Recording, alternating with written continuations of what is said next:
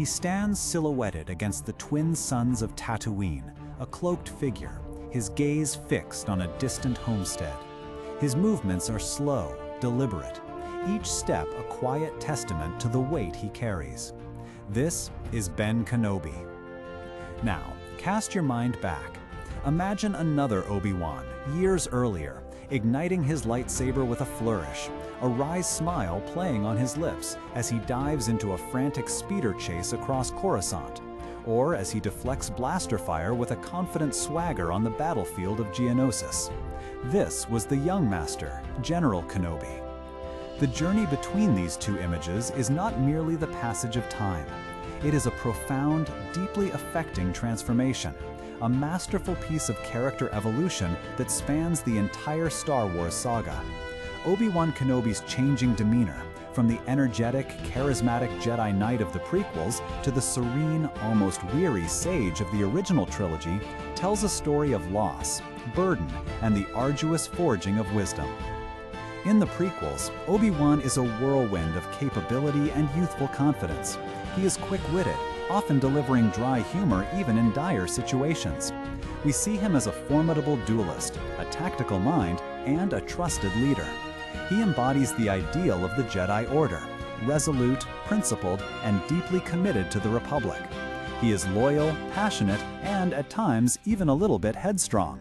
Remember his eagerness to confront the mysterious assassin in Attack of the Clones, despite Yoda's cautious warning.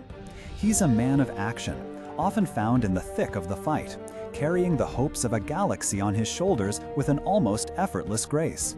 He's the optimistic guardian, the brother-in-arms to Anakin, a true hero in every sense of the word. But the galaxy had other plans for him. The first cracks in his bright demeanor begin to show during the arduous Clone Wars. We witness the toll of constant conflict, the loss of comrades, the moral ambiguities of war. The sparkle in his eyes starts to dim, replaced by a subtle weariness. Yet, even through this, his resolve remains strong, his faith in the Order unshaken. Then comes the cataclysm, Order 66, the betrayal of the clones he fought alongside, the slaughter of the Jedi, the rise of the Empire, and the most devastating blow of all, the fall of his brother, his Padawan, Anakin, to the dark side. This is the crucible. This is where the fiery young knight is utterly broken, only to be reforged. Imagine the crushing weight of that moment on Mustafar, the realization that everything he had fought for, everything he had believed in, had not only failed, but had been actively corrupted by the very one he loved and mentored. The agony of having to confront and defeat Anakin, a confrontation that ripped apart his heart and soul. The profound guilt, the sense of failure, the responsibility he carried for the galaxy's fate and his friend's downfall, these are the scars that truly begin to shape the man he would become.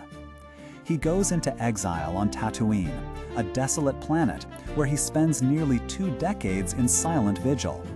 This long period of isolation is not a retirement. It is a profound penance, a spiritual retreat forced upon him by circumstance. The Obi-Wan of the prequels, who thrived on camaraderie and action, is replaced by a hermit, a watcher. The quietude of the desert replaces the clamor of the battlefield.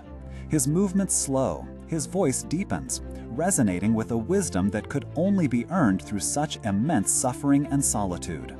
When we meet him again as Ben Kenobi in A New Hope, the transformation is complete. He moves with a deliberate, almost serene grace. His eyes, though weary, hold a deep understanding, a peace that transcends the turmoil he endured.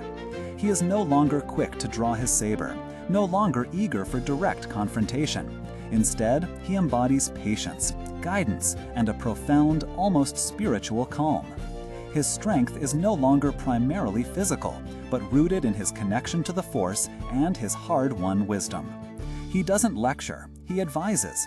He doesn't lead the charge, he illuminates the path for others. His sacrifice on the Death Star is not a defeat, but a conscious, deliberate act of ultimate teaching, becoming more powerful than you can possibly imagine by embracing his destiny. This is the culmination of his journey, the understanding that true power lies not in winning every battle, but in guiding the next generation, in becoming a beacon of hope through his profound wisdom and his acceptance of his own role in the cosmic flow. Obi-Wan's evolution is a testament to how profoundly our experiences, particularly our losses and our burdens, can temper and refine us. The energetic, charismatic general had to be broken and reshaped by war, betrayal, and exile to become the wise, patient, and deeply empathetic master.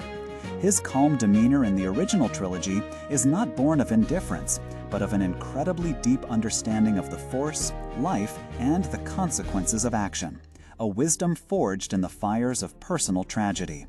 It's a believable and deeply affecting journey, making him one of the most compelling and enduring characters in cinematic history.